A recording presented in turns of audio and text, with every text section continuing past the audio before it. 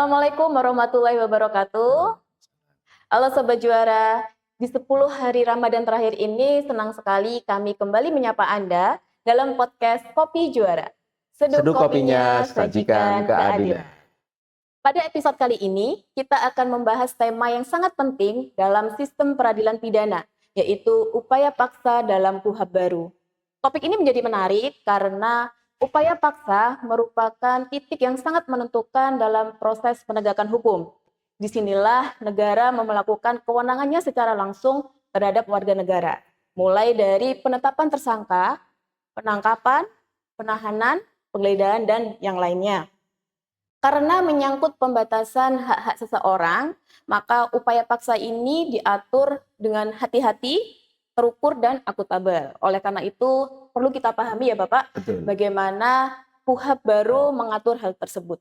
Baik, untuk membahas tema ini, kita sudah menghadirkan narasumber, yaitu beliau adalah Wakil Ketua Pengadilan Negeri Wates, Bapak Dr. Supandrio, SHMH. Terima kasih Bapak sudah meluangkan waktunya. Terima kasih Mbak Fitri sudah diundang untuk berdiskusi kembali di podcast Baik, Bapak. kita ini. Baik Bapak, kita langsung saja ngobrol ya Bapak. Siap Mbak Fitri. Terkait dengan upaya paksa ini. Sebelum kita jauh mengetahui terkait dengan jenis-jenis upaya paksa Bapak, mungkin kita, mungkin Sobat Juara juga perlu tahu tentang hal mendasar apakah itu upaya paksa dalam KUHP baru dan mengapa pengaturannya penting serta mengapa upaya paksa ini ditegaskan dalam KUHP baru. Baik Mbak Fitri, terima kasih ya sekali lagi atas diskusi kita. Saya yakin ini akan menjadi diskusi yang sangat menarik karena ini banyak hal yang baru dibandingkan dengan KUHP yang lama. Banyak pengaturan-pengaturan yang sebelumnya belum diatur di KUHP yang lama, di KUHP yang baru itu diatur.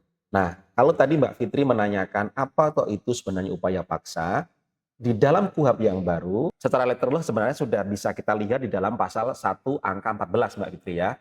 Di dalam pasal 1 angka 14 KUHP disebutkan bahwa upaya paksa itu adalah tindakan dari aparat penegak hukum, yaitu berupa penetapan tersangka, penangkapan, penahanan, penggeledahan, penyitaan, pemeriksaan surat, terus kemudian penyadapan, pemblokiran, dan pencegahan atau pencegahan seseorang tersangka pergi ke luar negeri. Nah, tindakan-tindakan tadi itu dilakukan berdasarkan ketentuan perundang-undangan yang dilaksanakan dalam rangka untuk penegakan hukum. Itu secara letterless-nya seperti itu yang diatur di dalam pasal 1 angka 14 KUHP.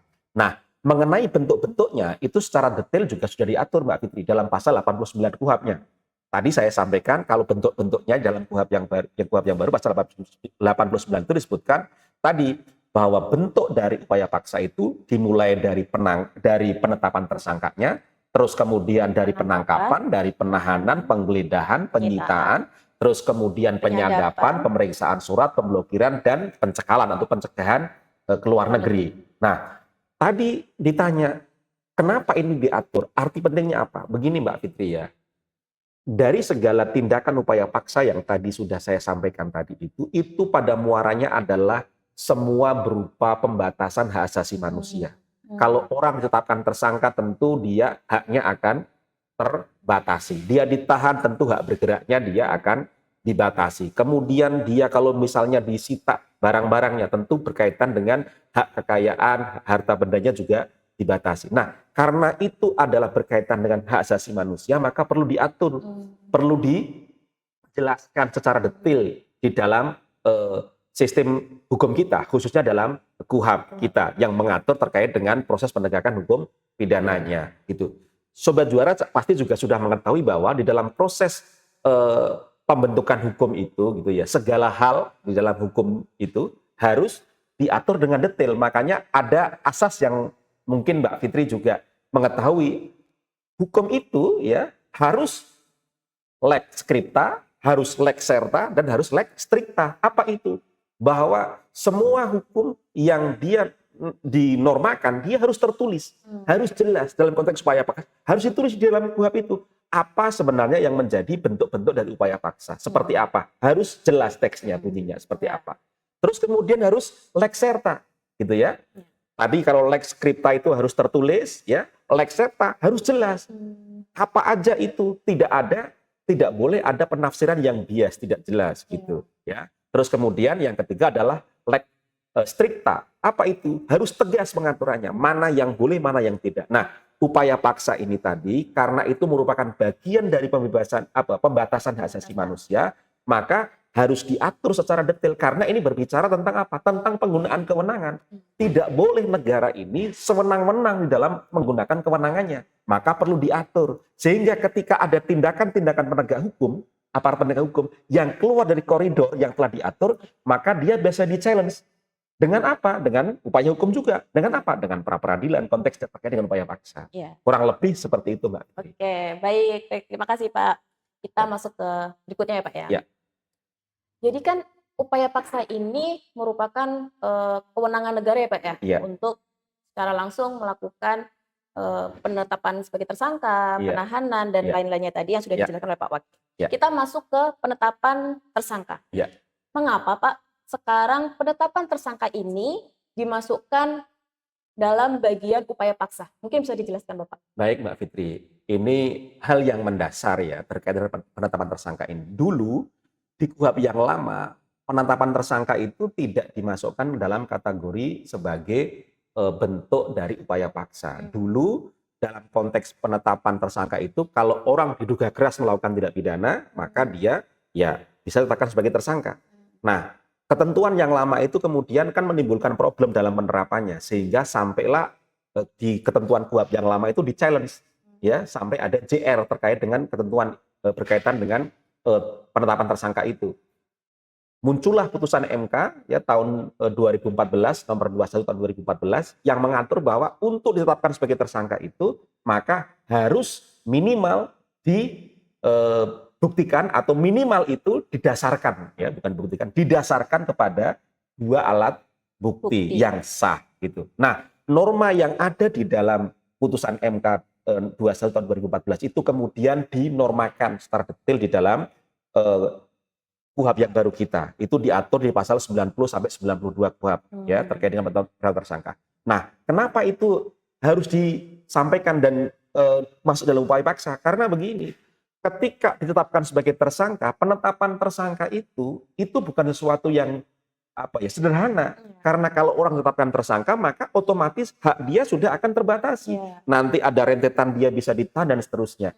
Maka upaya paksa dalam konteks penetapan tersangka itu juga harus didasarkan kepada pengaturan yang jelas sehingga dengan adanya KUHP yang baru itu nanti kalau proses penetapan tersangka misalnya tidak didasari kepada minimal 2 alat bukti misalnya yang sah itu bisa di-challenge juga melalui apa? Upaya peradilan gitu. Sehingga sekarang dalam konteks upaya paksa ini yang berkaitan dengan penetapan tersangka itu secara letter law sudah disebutkan di dalam KUHP bahwa itu menjadi objek pra-peradilan. Nanti mungkin materi yang lain selanjutnya di podcast selanjutnya terkait dengan pra-peradilan. Kurang lebih begitu, Mbak Fitri. Oke, baik.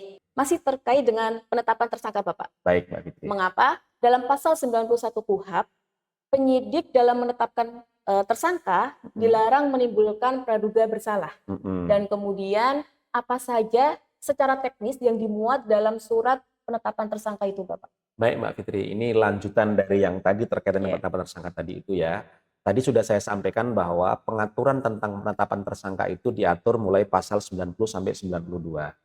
Di sana disebutkan bahwa seseorang itu ketika mau ditetapkan sebagai tersangka maka minimal dia harus ada 2 alat bukti. Didasari kepada 2 alat bukti yang sah.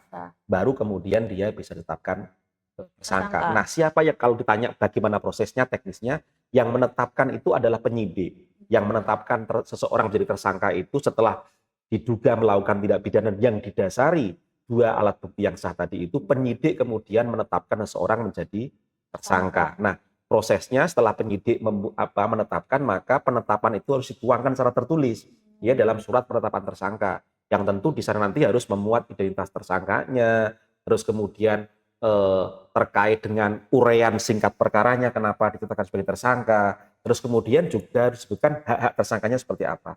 Nah, nanti setelah semua dibuat penetapan tersangkanya secara tertulis, maka penetapan tersangka itu harus disampaikan kepada tersangkanya maksimal 1 kali 24 jam, maksimal 1 hari harus sudah diberitahukan kepada si tersangkanya begitu. Nah, tadi ditanya kemudian kenapa pasal 91 KUHP itu kemudian melarang penyidik ketika menetapkan seseorang jadi tersangka itu sudah ada praduga bersalah. Karena begini, penetapan tersangka itu belum vonis, ya, belum putusan pengadilan.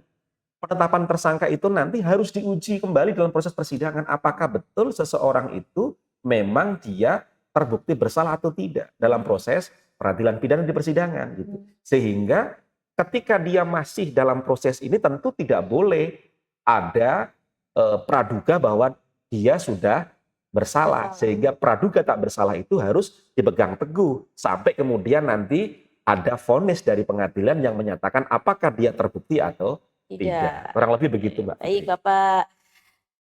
Otomatis kalau setelah ditetapkan sebagai tersangka, dalam praktik penegakan hukum kan akan ada tindakan selanjutnya, Bapak, Ya, yaitu betul. penangkapan. Ya. Nah, sedangkan KUHP membatasi penangkapan hanya boleh dilakukan 1 kali 24 jam ya, Bapak. Betul. Dan itu kan tidak semua jenis tindak pidana kan, Pak? Iya, iya. Terus apa pengaturan terkait hal tersebut, Bapak? Baik, Mbak Fitri. Ini Sobat Juara ya, kita masuk kepada step yang kedua ya. Ketika kita tadi di yang pertama kita ngomong penetapan tersangka, sekarang kita ngomong masalah penangkapan. Nah, penangkapan itu juga telah diatur dalam KUHP mulai pasal 93 sampai pasal 98 KUHP. Di sana itu disebutkan bahwa sama ketika orang itu mau ditangkap, maka dia juga harus didasari kepada minimal 2 alat bukti, begitu, yang sah. Nah, siapa yang melakukan penangkapan? Yang melakukan penangkapan itu ya harus dia penyidik, gitu, atau penyidik pembantu dalam konteks penyidikan. Penyelidik boleh dalam konteks penyidikan, tetapi penyelidik harus atas perintah dari penyidik. PPNS ya dan penyidik tertentu itu tidak boleh dia langsung menangkap, gitu ya, kecuali atas perintah penyidik. Nah, tentu penyidik tertentu itu kalau dalam ketentuan KUHP itu dikecualikan. Jadi yang dikecualikan terkait dengan penyidik tertentu yang tidak bisa menangkap tadi itu adalah yang dikecualikan adalah dari KPK, penyidik dari Kejaksaan dan penyidik dari TNI Angkatan Laut. Itu dia bisa langsung menangkap. Terhadap itu gitu ya. Nah, terus kemudian ini tadi ketentuan terkait dengan mekanisme penangkapan tadi yang harus yang saya sampaikan tadi itu ketika tidak tertangkap tangan.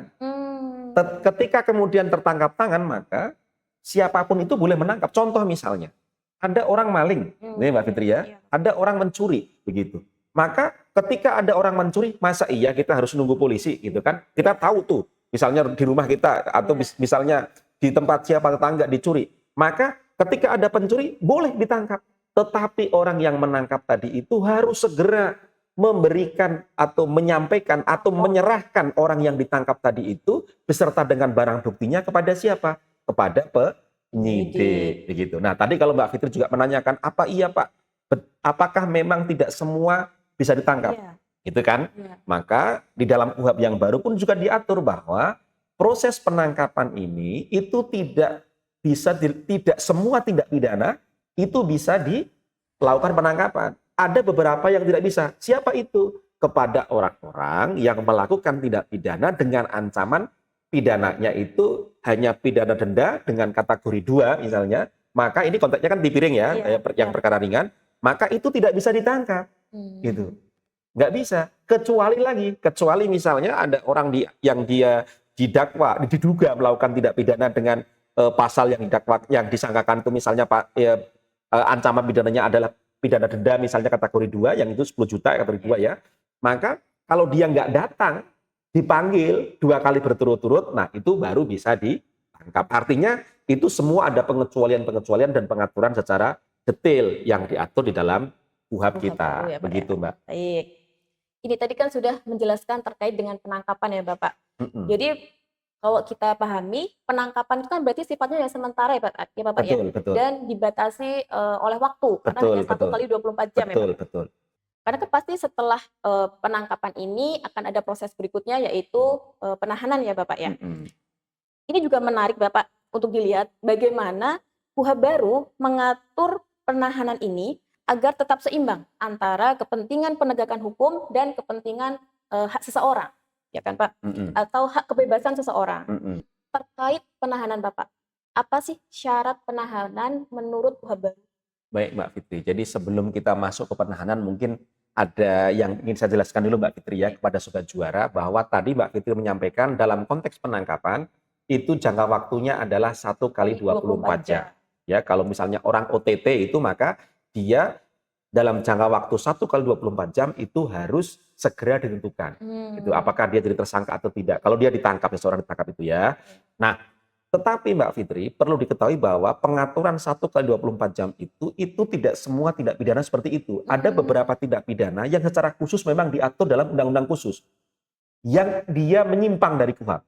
Apa itu? Misalnya dalam perkara narkotika. Berdasarkan Undang-Undang Nomor 35 Tahun 2009, penangkapannya itu jangka waktunya adalah 3 kali 24 jam. Dan itu dapat diperpanjang lagi 3 kali 24 jam berikutnya. Nah, sedangkan untuk perkara terorisme, sebagaimana diatur dalam Undang-Undang Nomor 5 Tahun 2018, maka jangka waktu penangkapan itu adalah 14 hari dan dapat diperpanjang 7 hari berikutnya, gitu ya. Jadi totalnya dalam masa penangkapan itu bisa 21 hari, jadi 14 hari, terus kemudian bisa diperpanjang lagi 7 hari. Kurang lebih seperti itu. Ya. Nah, terus kalau kemudian masuk kepada tahapan berikutnya tentang kaitannya dengan penahanan tadi, bagaimana syarat-syarat orang ditahan. Nah, ini menarik Mbak Fitri. Ini juga yang mungkin perlu dipahami oleh Sobat Juara dan mungkin juga adik-adik yang ketika belajar hukum acara dulu ya. Dulu di KUHP yang lama, ketika orang itu mau ditahan, itu syaratnya itu diajari dulu di kuliah. Ada 2, syarat subjektif, syarat objektif. Syarat objektif itu adalah dia harus diancam dengan ancaman pidana 5 tahun atau lebih. Iya. Gitu kan? Atau terhadap tindak pidana yang itu bukan merupakan tindak pidana yang diancam dengan ancaman 5 tahun, dia bisa ditahan, itu disebutkan secara detail tuh di dalam ketentuan dulu pasal 21. Tindak pidana apa yang bisa ditahan walaupun dia tidak ancaman 5 tahun. Nah, terus kemudian alasan subjektifnya di KUHP yang lama diatur bahwa orang itu bisa ditahan ketika penyidik itu punya pandangan bahwa ketika dia itu dikhawatirkan melarikan diri, merusak barang bukti atau mengulangi perbuatan. Nah, ternyata di ketentuan KUHP yang baru, alasan objektif dan alasan subjektif tadi itu memang ada perubahan. Gitu. Kalau untuk alasan objektifnya memang sama, tetap 5 tahun, ya ancamannya untuk bisa ditahan, tetapi ada beberapa jenis tindak pidana yang sebelumnya tidak masuk di dalam KUHP yang lama itu karena diatur di dalam KUHP yang baru, karena memang KUHP-nya juga baru, ada beberapa jenis tindak pidana yang lebih banyak yang diatur di dalam ketentuan di KUHP yang baru tadi itu, yang untuk kemudian dia bisa ditahan, ya, gitu ya. Tapi dasar utamanya adalah bahwa dia bisa ditahan ketika secara objektif ancamannya di atas 5 tahun. Nah, untuk yang alasan subjektif ini yang berbeda Mbak Fitri. Iya. Tadi saya sampaikan untuk alasan yang subjektif itu dulu hanya 3 ya yang di KUHP yang lama. Nah, di KUHP yang baru ini alasan subjektifnya itu jadi 8. Wow, banyak ya Bapak Jadi ya? banyak, jadi 8. Jadi misalnya ketika kemudian orang itu dipanggil 2 kali berturut-turut untuk diperiksa, pada pemeriksaan dia tidak datang, itu jadi alasan objektif untuk menahan. Yang kedua misalnya, ketika dia diperiksa ternyata tidak memberikan keterangan yang senyatanya, itu juga bisa jadikan alasan untuk penahanan. Yang ketiga, menghambat proses pemeriksaan. Yang keempat, itu berupaya untuk melarikan diri, berupaya untuk menghilangkan barang bukti atau merusak barang bukti. Terus kemudian mengulangi tindak pidananya atau mengulangi perbuatannya lagi. Terus kemudian, nah ini yang baru juga di KUHP yang baru, ketika kemudian ada seorang tersangka yang dia dikhawatirkan keselamatannya tidak terjaga gitu, dia bisa kemudian juga untuk ditahan gitu. Atau juga misalnya dia terlihat atau dia berupaya untuk mempengaruhi saksi-saksi supaya tidak menerangkan yang sebenarnya. Nah, ini juga bisa menjadi alasan subjektif untuk seseorang itu bisa ditahan oleh penyidik.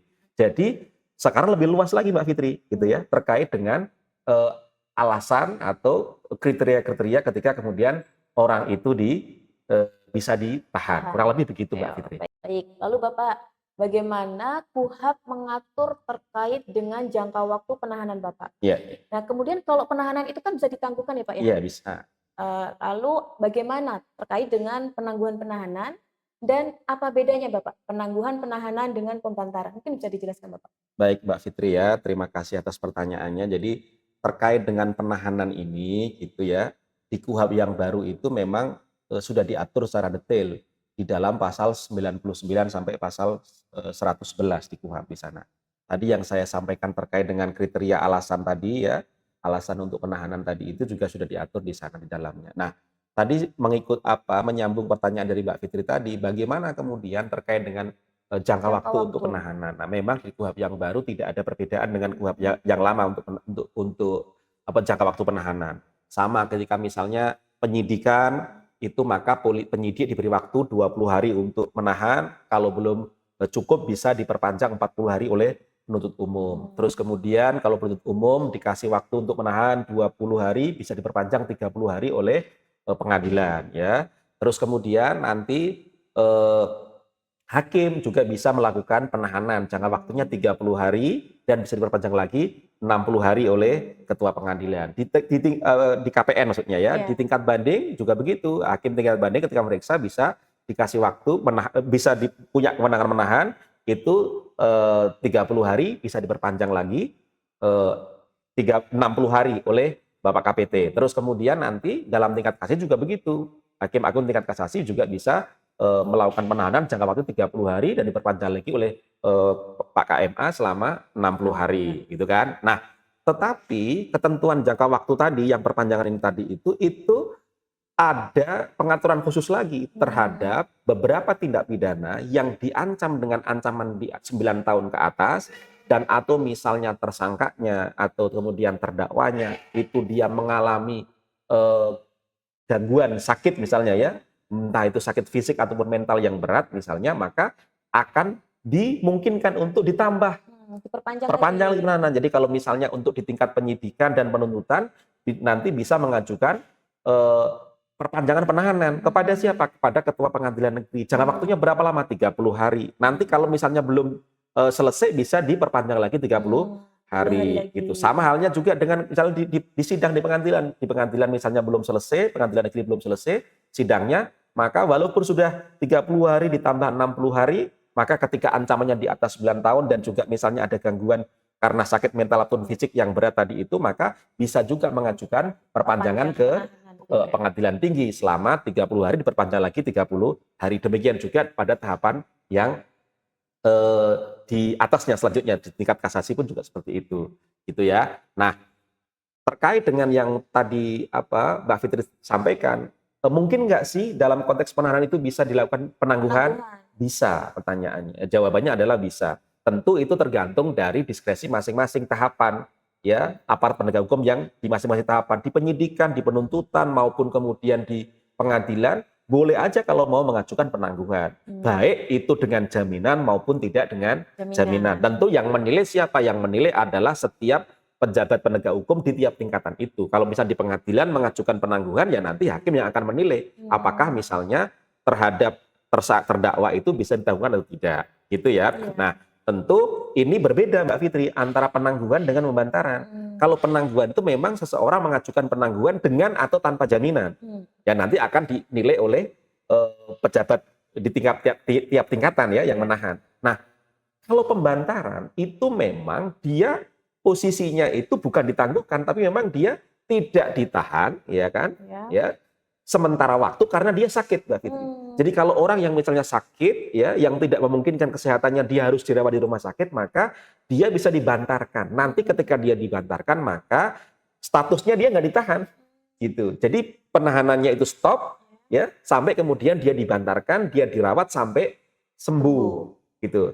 Nanti kalau udah sembuh, udah sehat kembali, terus kemudian nanti akan bisa ditahan kembali, ditempatkan di rutan atau di tempat penahanan dia di awal sebelum dia dibantarkan tadi. Kurang lebih seperti itu Mbak Fitri. Nah, dalam konteks pembantaran ini bedanya dengan penangguhan lain apa? Kalau penangguhan itu ada yang pakai jaminan, ya kan? Ada juga tidak pakai jaminan. Kedua yang baru boleh tidak pakai jaminan. Nanti pejabat yang melakukan pejabat di tiap tingkatan yang melakukan penilaian. Nah, kalau untuk pembantaran itu tidak perlu ada jaminan karena memang dia sakit, gitu ya. Kalau dia sakit ya harus diobati sampai sembuh. Setelah dia sembuh baru kemudian nanti akan kembalikan lagi proses penahanannya. Kurang lebih begitu Mbak Fitri. Oke, baik. Bagaimana Sobat Juara? Sudah jelas? Kita lanjut lagi ya Bapak ya. Siap, siap. Oke, sekarang terkait dengan selain tindakan terhadap seseorang ya Pak ya, upaya paksa dalam KUHP baru ini kan juga menyentuh ruang privat seseorang. Itu salah satunya melalui tindakan penggeledahan. Penggeledahan, betul. Penggeledahan itu kan tindakan yang sangat sensitif ya Bapak, karena berkaitan dengan privasi seseorang, baik di Iya. rumah, di kantor, maupun di tempat lainnya. Iya. Karena itu sebenarnya kita tertarik Bapak untuk mengetahui bagaimana KUHP baru mengatur penggeledahan itu agar tidak dilakukan secara sewenang-wenang, Bapak. Baik, Mbak Fitri. Pertanyaan cukup bagus ya. Di KUHP kita yang baru ini, di KUHP yang baru di Undang-Undang 20 tahun 2025 tentang penggeledahan itu diatur secara detail juga di pasal 112 sampai 117. Di sana itu pada intinya adalah bahwa penyidik itu diberikan kewenangan untuk melakukan penggeledahan, baik penggeledahan badan, ya, penggeledahan pakaian, penggeledahan rumah, penggeledahan tempat tertutup dan seterusnya. Itu penyidik dimungkinkan untuk diberikan kewenangan untuk melakukan penggeledahan. Gitu ya. Nah, ketika dia mau melakukan penggeledahan, maka dia harus izin dulu kepada ketua pengadilan negeri terkait dengan proses penggeledahannya. Harus disampaikan izin dulu ke pengadilan, terus kemudian disebutkan penggeledahannya di mana, tersangkanya seperti apa, tindak pidana apa yang disangkakan terhadap dirinya, sehingga kemudian harus dilakukan penggeledahan gitu ya. Nah, tetapi di sini dalam keadaan yang mendesak, itu di KUHP yang baru itu juga mengatur terkait dengan mekanisme penggeledahan ini. Kalau misalnya tadi itu izin penggeledahan, berarti itu belum dilakukan penggeledahan, tapi dalam keadaan mendesak penyidik diberikan kewenangan juga oleh KUHP baru untuk melakukan penggeledahan terlebih dahulu, baru kemudian minta persetujuan ke pengadilan. Tentu ada kriterianya. Dalam hal seperti apa kemudian upaya keadaan mendesak itu dimungkinkan, ya misalnya karena keadaan geografis misalnya ya Mbak ya, geografisnya misalnya susah, atau terus kemudian dalam hal tertangkap tangan misalnya seperti itu, maka tentu tidak harus izin terlebih dahulu. Bisa gitu ya, langsung ya, Pak, bisa ya? langsung, atau misalnya dalam penilaian penyidik memang ini di dalam KUHP itu memang memberikan diskresi kepada penyidik, diberikan ruang ketika penyidik menilai memang itu harus dalam upaya keadaan mendesak, maka penilaian mendesak itu oleh KUHP diberikan suatu keadaan yang itu memberikan kemudahan bagi penyidik. Misalnya dalam penilaian penyidik ini memang keadaan mendesak, maka dia boleh melakukan penggeledahan terlebih dahulu tanpa izin gitu ya, dalam keadaan mendesak tadi itu. Tetapi setelah menggeledah di KUHP yang baru limitatif nih Mbak Fitri, dalam jangka waktu 2 kali 24 jam itu harus segera dilaporkan kepada ketua pengadilan, terus kemudian ketua pengadilan harus memberikan ya persetujuan atau penolakannya dalam jangka waktu 2 kali 24 jam juga, harus segera membuat keputusan.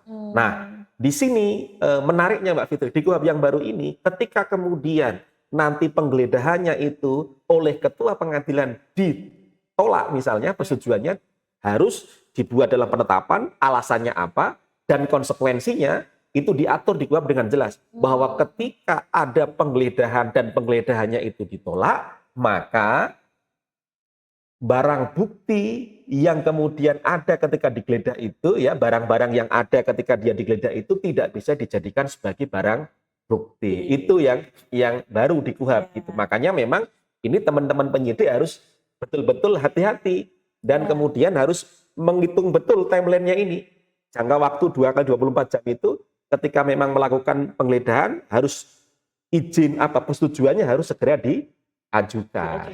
Baik Bapak, Siap. biasanya setelah dilakukan penggeledahan itu kan akan ada langkah berikutnya penyitaan ya Pak ya? Iya. Penyitaan terhadap benda yang diduga berkaitan dengan tindak pidana. Iya, iya. Terus tapi kan tidak semua benda disita kan Pak oleh penyidik.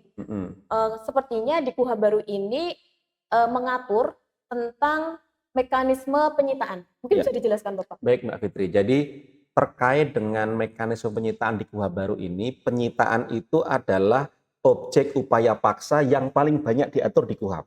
Jadi di KUHP yang baru itu untuk penyitaan itu diatur, dia mulai dari pasal 118 KUHP sampai pasal 135 KUHP. Jadi kalau itu tadi saya jelaskan semua Mbak Fitri, karena itu memang penjelasan penyitaan itu paling banyak diatur di dalam KUHP.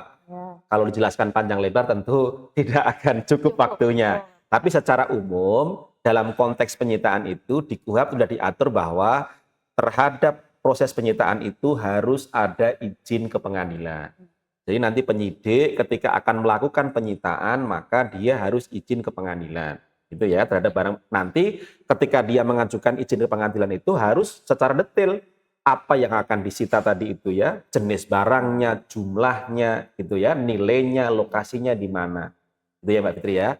Nah, sama dengan penggeledahan tadi itu dalam keadaan yang mendesak sama kayak tadi lokasinya jauh misalnya ya, dikhawatirkan nanti akan ada apa barang bukti yang kemudian dihilangkan dan seterusnya, atau dalam konteks dia misalnya apa tertangkap tangan tadi kayak tadi saya sampaikan, maka dia bisa itu langsung dilakukan penyitaan tanpa kemudian harus izin terlebih dahulu. Nanti tinggal kemudian membuat permohonan untuk persetujuan penyitaan. Nah, bedanya apa kalau di penggeledahan itu persetujuannya itu 2 kali 24 jam, tapi kalau dalam konteks penyitaan jangka waktu untuk persetujuannya dari mulai dilakukan penyitaan itu adalah 5 hari.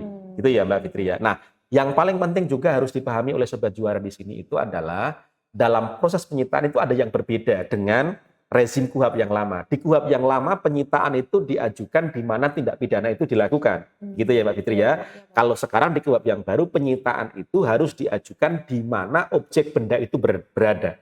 Gitu ya. Bukan mengenai tindak pidananya tapi objek lokasinya ada di mana. Gitu. Dan yang membedakan juga terhadap tadi penyitaan yang dilakukan terlebih dahulu gitu ya. Itu ya yang bisa dilakukan itu hanya terhadap benda-benda bergerak. Nah, terhadap benda yang sifatnya benda tetap, maka tetap harus izin dulu ke pengadilan. Ketika sudah terbit izin dari Pak Ketua, maka dari situlah baru bisa dilakukan penyitaan terhadap benda-benda tetap atau benda tidak bergerak, gitu ya. Misalnya rumah, bangunan, dan seterusnya itu harus ada izin dulu, tidak bisa langsung disita, begitu. Nah, terus kemudian ketika akan mengajukan penyitaan tadi itu, memang tadi saya sampaikan penyidik harus memberikan alasan yang jelas kenapa itu disita. Itu bisa merujuk kepada pasal 1, 2, 3 KUHP terkait dengan benda-benda yang bisa disita. Apa aja itu? Misalnya benda yang itu hasil dari tindak pidana, atau benda itu merupakan alat yang digunakan, ya, atau itu merupakan alat-alat yang digunakan untuk merintangi penyidikan. Terus kemudian benda-benda itu adalah benda yang memang dibuat atau hasil dari dibuat untuk melakukan tindak pidananya dan seterusnya. Ada beberapa yang diatur cukup banyak Mbak Fitri di pasal 123 ada beberapa itu. Nah, hal yang lain lagi itu yang perlu diketahui oleh Sobat Juara adalah di dalam proses penyitaan ini ada beberapa yang kemudian tadi disampaikan bahwa ketua pengadilan itu ketika kemudian diajukan penyitaan, izin penyitaan maupun persetujuan penyitaan itu diberi waktu ya, harus 2 kali 22 hari kerja kalau untuk penyitaan untuk segera membuat penetapan apakah menyetujui atau menolak. Nah, konsekuensinya apa? Konsekuensinya kalau sampai kemudian misalnya penyitaannya itu ditolak oleh pengadilan gitu ya, maka nanti penyidik masih boleh mengajukan sekali lagi untuk mengajukan penyitaan. Tapi kalau kemudian ternyata memang itu penyitaannya itu tidak dikabulkan izinnya ataupun persetujuannya, maka terhadap penolakan tadi itu barang-barang yang disita itu tidak bisa dijadikan sebagai alat bukti dan barang bukti di persidangan, dan itu harus dikembalikan kepada yang barang itu berada ketika kemudian itu dinyatakan tidak disetujui gitu. Oleh karena itu maka di sini penting bagi teman-teman penyidik untuk kemudian memastikan bahwa barang yang disita itu memang harus relevan dengan tindak pidananya gitu. Dan juga secara formal harus jelas bahwa penyitaan ketika mau mengajukan persetujuan ya maksimal 5 hari harus sudah persetujuan ya ke pengadilan gitu. Karena apa? Karena Mbak Fitri, penyitaan ini kan juga menjadi objek pra peradilan ini gitu. Sehingga di dalam objek pra peradilan itu terhadap barang-barang yang disita ternyata tidak relevan dengan tindak pidana itu bisa menjadi objek pra peradilan. Sehingga ini harus menjadi concern ya untuk jangan sampai timbul kesewenang-wenangan sebenarnya gitu membatasi itu. Kurang lebih hal yang penting di penyitaan begitu Mbak Putri, walaupun dari mulai pasal 118 sampai 135 itu banyak yang diatur sebenarnya, tapi kayaknya tidak cukup kalau kita jelaskan secara lebih detail terperinciknya, kurang lebih begitulah. Nanti biar Sobat Juara sambil baca-baca juga ya Bapak ya. Nanti bisa kita lanjutkan untuk di materi yang lainnya. Baik Bapak. Jadi selain benda fisik Bapak, karena seiring perkembangan teknologi dan komunikasi Bapak, eee, ini kan juga menghadirkan barang bukti yang bersifat informasi dan komunikasi seperti percakapan atau surat kan Pak. Heeh. Jadi kalau di KUHP itu kan juga mengatur tindakan penyadapan dan Ya, pemeriksaan, surat sebagai bagian dari upaya ya, paksa ya Pak ya. ya. Mungkin bisa dijelaskan Bapak, bagaimana pengaturan ini ditempatkan dalam kerangka perlindungan privasi warga negara, dan bagaimana KUHP mengatur hal tersebut Bapak? Baik Mbak Fitri, ini juga hal yang baru ya, secara limitatif diatur di KUHP terkait dengan penyadapan tadi itu. Jadi memang penyadapan itu di KUHP yang baru hanya diatur dalam satu pasal aja. Mmm, Pasal 136 KUHP mengatur tentang penyadapan, bahwa intinya ketika akan melakukan penyadapan harus nanti izin kepada pengadilan gitu ya, ketua pengadilan penyadapan. Tentu dalam proses ini nanti teknisnya itu akan diatur lebih jauh dengan peraturan pemerintah. Jadi nanti kita akan melihat lagi detailnya seperti apa, mekanisme penyadapannya lebih detail ya. iya. Ya, belum bisa dijelaskan secara detail karena memang menunggu peraturan pemerintahnya Oh, mengenai mekanisme secara detailnya akan seperti iya apa. iya, Tapi pada prinsipnya kalau penyadapan ya harus dengan izin izin pengadilan. pengadilan. Oke Mbak Fitri, sekarang berkaitan dengan pemeriksaan surat gitu ya. Ini di KUHP juga telah diatur dalam pemeriksaan surat, itu diatur dalam pasal 137 sampai pasal 139. Di sana diatur terkait dengan kewenangan dari penyidik ketika kemudian dia diberikan kewenangan untuk melakukan pemeriksaan surat. Pemeriksaan surat seperti apa? Pemeriksaan surat yang kemudian dari pos ataupun kemudian dari apa perusahaan-perusahaan yang berkaitan dengan jasa pengiriman dan seterusnya yang itu berkaitan ada dokumen-dokumen yang diduga berkaitan dengan tindak pidana, penyidik itu diberikan kewenangan untuk melakukan pemeriksaan. Nah, mekanismenya gimana? Penyidik tentu nanti dia harus melakukan pemeriksaan dan kemudian dibuka suratnya. Kalau misalnya itu berkaitan sesuai dengan eh, berkaitan dengan tindak pidana, maka nanti dia akan lampirkan dalam berkas perkara. Tapi kalau misalnya itu memang tidak sesuai, tidak ada hubungannya, ya nanti harus ditutup kembali dan kemudian dikembalikan, gitu kan? Lah nanti, tapi memang di KUHP baru diatur dengan detail nih, bahwa ketika misalnya itu suratnya nggak berhubungan dengan tindak pidana, maka penyidik wajib untuk merahasiakan, tidak boleh menyampaikan isinya seperti apa, gitu ya. Iya. Nah, ketika misalnya sudah dilakukan tadi tindakan untuk membuka surat, memeriksa surat tadi itu harus dibuat berita acara. Gitu ya. Iya. Nah, berita acara tadi itu nanti harus disampaikan kepada siapa? Kepada kalau pos misalnya pada PT Pos, Iya. misalnya kalau dia membuka dari surat dari PT Pos misalnya. Iya. Dan yang paling penting juga harus diberitahukan kepada ketua pengadilan negeri dalam konteks proses tadi pemeriksaan surat tadi. Kurang lebih secara singkatnya begitu Mbak Fitri. Sebenarnya kan di KUHP baru ini juga mengenal 2 instrumen penting ya Pak, dalam, upaya paksa, Iya, yaitu pemblokiran terhadap aset tertentu iya, agar tidak dialihkan atau mungkin disembunyikan ya Pak ya, iya. dan juga terkait dengan, larangan bagi tersangka atau terdakwa untuk, keluar Bepergian, negeri ya iya, Pak ya, atau iya. bepergian ke luar wilayah Indonesia. Iya, Ini kan sebenarnya menarik untuk kita bahas ya Pak ya. iya.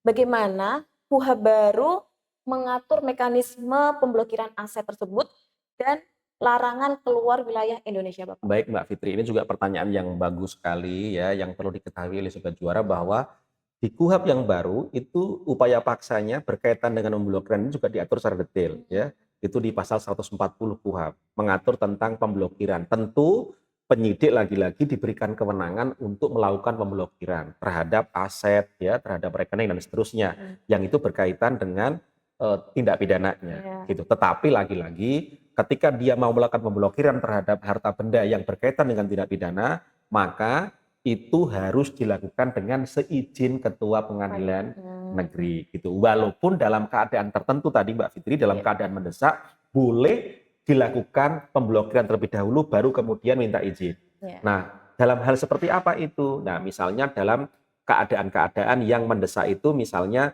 itu berkaitan dengan transaksi elektronik misalnya gitu kan, atau khawatir akan ada pengalian harta gitu kan, Iya. maka penyidik itu boleh kemudian melakukan pemblokiran terlebih dahulu, baru kemudian minta persetujuan. Nah, nanti itu sama kayak penggeledahan Mbak Fitri. Dalam jangka waktu 2 kali 24 jam menurut pasal 140 itu, maka itu harus kemudian disampaikan persetujuannya, ya permohonan persetujuannya kepada ketua pengadilan negeri. Ketua Pengadilan Negeri juga begitu, dalam jangka waktu 2 ke 24 jam harus menentukan gitu. Kalau misalnya ternyata ditolak eh, persetujuan untuk pemblokirannya, ya maka nanti ketika itu sudah ditolak oleh pengadilan harus segera dibuka gitu. Tidak bisa diteruskan kalau ditolak begitu. Tapi kalau misalnya disetujui ya berarti lanjut begitu. Itu yang berkaitan dengan pemblokiran. Gitu ya. Nah, itu ada jangka waktunya Mbak Fitri, pemblokiran juga. Pemblokiran itu jangka waktunya hanya durasinya 1 tahun pemblokiran. Tetapi itu bisa diperpanjang lagi 6 bulan berikutnya dan 6 bulan yang kedua. Itu jadi totalnya setahun, 6 bulan plus 6 bulan. Itu dalam konteks pemblokiran. Jangka waktunya hanya itu. Tidak boleh lebih daripada itu. Nah, yang berikutnya, yang terakhir, upaya paksa terakhir itu adalah terkait dengan larangan bepergian ke luar negeri untuk tersangka ataupun terdakwa gitu ya. Atau yang kita kenal dengan pencekalan. Itu diatur dalam pasal 141 KUHP. Dalam konteks pencekalan itu juga ada durasi waktunya. Artinya ketika penyidik mau melakukan pencekalan gitu ya, ataupun misalnya penuntut umum gitu atau hakim itu di setiap tingkatan dimungkinkan untuk melakukan kewenangannya masing-masing untuk melakukan pencekalan boleh gitu. Tetapi itu juga ada jangka waktunya. Jangka waktunya adalah 6 bulan dan bisa diperpanjang lagi 6 bulan. Artinya hanya 2 kali 6 bulan. Setelah itu ya sudah tidak boleh dicekal kembali. Karena memang ada jangka waktunya seperti itu. Nah, kurang lebih pengaturan di KUHP yang baru itu seperti itu Mbak Fitri berkaitan dengan upaya paksa. Jadi 9 bentuk upaya paksa sudah dijelaskan ya Pak sama Pak Wakil. Ini terakhir deh Pak, satu pertanyaan terakhir. Closing ini ya berarti udah ya? Iya, ini pertanyaan terakhir. Oke. Jadi Bapak, apa pesan utama yang dapat ditarik dari seluruh pengaturan upaya paksa ini dalam KUHP baru Bapak? Mungkin secara singkat aja. Baik Mbak Fitri, berkaitan dengan upaya paksa yang tadi kita bahas ya, dari mulai awal sampai terakhir pencekalan yang ada 9 tadi itu, dari mulai penetapan tersangka sampai pencekalan tadi, larangan keluar negeri tadi itu, ini semua sudah diatur di dalam KUHP yang baru. Kenapa ini diatur? Karena ini berkaitan dengan hak asasi manusia, pembatasan privasi hak orang. Oleh karena itu, ketentuan yang diatur dalam KUHP yang baru berkaitan dengan upaya paksa ini adalah merupakan langkah maju gitu ya untuk perlindungan hak asasi manusia. Artinya dalam proses penegakan hukum, penyidik, penuntut umum, hakim gitu ya, memang diberikan kewenangan, punya hak gitu ya. Khususnya penyidik punya hak untuk melakukan upaya-upaya paksa. Tetapi hak itu harus terukur. Hak itu harus parameternya jelas. Dalam hal seperti apa kewenangan-kewenangan itu kemudian bisa diterapkan. Nah, tentu dengan adanya pengaturan yang ini, harapannya apa? Upaya paksa itu bisa dilakukan dengan bertanggung jawab, dengan akuntabel, dan jauh dari tindakan kesewenang-wenangan. Nanti kalau misalnya ada pelanggaran terhadap upaya paksa, nanti ada mekanisme yang baru, hukum yang baru yang bisa digunakan. Apa itu? Pra-peradilan. Tapi mengenai materi pra-peradilan mungkin kita diskusikan di episode selanjutnya. Kurang lebih begitu Mbak Fitri yang bisa saya jelaskan. Baik Pak Wakil, semoga obrolan kita hari ini bermanfaat bagi Sobat Juara dan bagi kita juga. Amin, amin Mbak Fitri. Bisa untuk menambah pengetahuan, wawasan terkait tentang upaya paksa dalam KUHP baru ini. Saya mengucapkan terima kasih banyak kepada Pak Supantrio, Wakil Ketua Pengadilan Negeri Batu. Luar biasa beliau.